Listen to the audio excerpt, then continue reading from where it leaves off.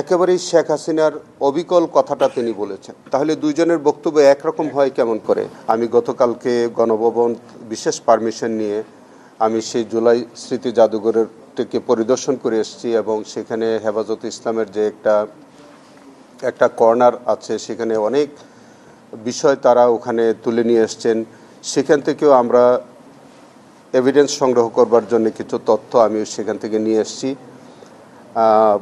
সেখান থেকেও আমাদের তদন্তে সহায়ক হবে বলে কিছু কিছু জিনিস আমরা সেখান থেকেও পেয়েছি।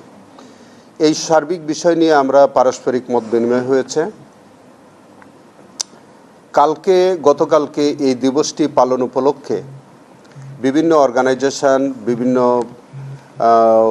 মিডিয়া চ্যানেল, তাদের মাধ্যমে আমরা কিছু নতুন তথ্য পেয়েছি। যেমনটা পেয়েছি আমরা আমাদের ৭১ টেলিভিশনের ফারজানা রূপা তার সমীকরণ নামীয় একটা অনুসন্ধান রিপোর্ট তিনি প্রচার করেছেন।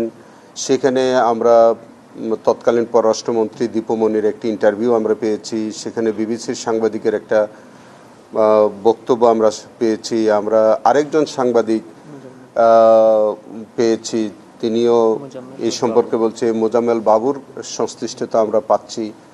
সেখানে যেমন ধরেন কোনো একজন সাংবাদিক বলছিলেন যে উনি সরজমিনে দেখেছেন, ছবি তুলেছেন, কিন্তু কোনো হতাহতের ঘটনা দেখেননি।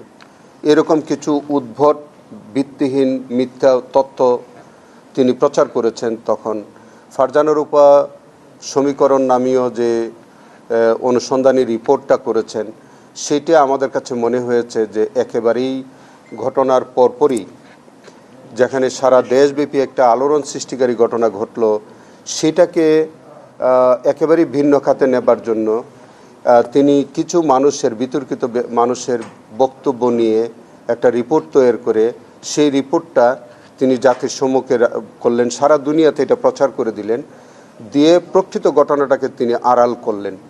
সেক্ষেত্রে এই যে বিষয়টা তৎকালীন ৭১ টেলিভিশন এবং মোজাম্মেল বাবু, ফারজানা রূপা, তাদের যে একটা ভূমিকা ছিল এই হেফাজত ইসলামের এই ঘটনাটাকে আপনার ভিন্ন খাতে প্রবাহিত করবার জন্য যে একটা প্রচেষ্টা ছিল, তাতে করে আমাদের কাছে মনে হয়েছে যে এইটাও একটা সিস্টেমেটিক ক্রাইমের মধ্যেই ছিল। তারা একটা পূর্ব পরিকল্পনা মাফিক এবং তাদের একটা সিস্টেমেটিক্যালি প্ল্যান ওয়াইজ তারা এই কাজটা করেছে।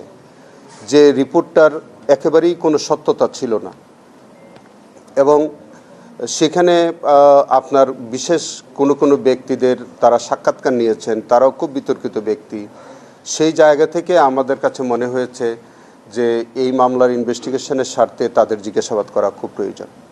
এই কারণে আজকে আমরা মোজাম্মেল বাবু, যিনি ইতিমধ্যে বোধহয় জেলে আছে, এবং দীপমণি যিনি পররাষ্ট্রমন্ত্রী ছিলেন, তিনি ইন্টারভিউ দিয়ে একেবারেই শেখ হাসিনার অবিকল কথাটা তিনি বলেছেন। তাহলে দুইজনের বক্তব্য একরকম হয় কেমন করে? যে তিনিও কিন্তু একই রকম বলছেন, রক্তমাখা রং মেখে বসেছিল, টুপি পাঞ্জাবি পরে এমনভাবে বসেছিল, পুলিশ আসছে, দৌড় দিয়েছে। তারপরে বিদেশের সাংবাদিকদের সাথে তিনি এরকম একটা উদ্ভট ইন্টারভিউ দিয়েছেন, যেখানে একেবারেই হেফাজতের ইসলামের এই ঘটনাটাকে একেবারে ভিন্ন খাতে উনি প্রবাহিত করলেন।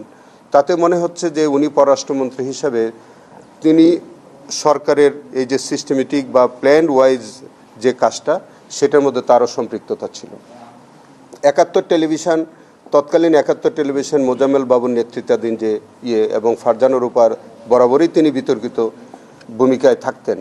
সেখানে একেবারেই পরের দিন এরকম একটা সেন্সিটিভ বিষয়, তিনি প্যান্ট শার্ট পরিহিত অবস্থায় সেই যেখানে রক্তের স্তূপের উপরে দাঁড়িয়ে, যেখানে সারা বাংলাদেশের একটা ইসলামিক মূল্যবোধ এবং মানুষের একটা ধর্মীয় সেন্টিমেন্ট কাজ করতেছিল, সেই সময় তিনি একজন ভদ্রমহিলা, তিনি পোশাক আশাক এমনভাবে পরিধান করে এমন একটা চিত্রায়িত করলেন জায়গাটাকে এবং এমন কিছু মিথ্যা তথ্য প্রচার করলেন, মনে হলো যে এটাকে নিয়ে তিনি একটা মকারি করলেন। তো তার এই যে বিতর্কিত ভূমিকা এবং তিনি যেসব ব্যক্তিবর্গের সাক্ষাৎকার নিলেন, সব কিছু করলেন, তো সব কিছু মিলিয়ে আমাদের কাছে মনে হয়েছে যে এই মানুষগুলোকে, বিশেষ করে ফারজানা রূপা, মোজাম্মেল বাবু, পররাষ্ট্রমন্ত্রী দীপমণি, তারপরে আর কে একজন, যে এই তিনজনকে আপাতত আমরা তারা যেহেতু হেফাজতে আছে তাদেরকে আমরা প্রোটেকশন চেয়েছি। আগামী তারিখে আমরা হয়তো আমাদের এই কেসে সোনেরেস্ট দেখাবো এবং সেখানে দেখানোর পরে তাদেরকে আমরা সেফ হোমে নিয়ে আমাদের প্রয়োজনীয় জিজ্ঞাসাবাদ করব এই মামলার স্বার্থে, এবং তাদের যদি সংশ্লিষ্টতা পাওয়া যায় তাদেরকে এই মামলার মধ্যে আনা যাবে। এগুলো নিয়ে সার্বিক বিষয়গুলো কথাবার্তা হয়েছে। আগামী 7 তারিখে এটার ডেট আছে। আপনারা দোয়া করেন যাতে আমরা ব্যাপকভাবে এই বিষয়টার উপরে আমরা কাজ করে যাচ্ছি। আশা করছি যে এর মধ্যেই আমরা ইনশাল্লাহ রিপোর্ট, একটা সাবস্টেন্টিভ রিপোর্ট ইনশাল্লাহ আমরা সাবমিট করতে পারি।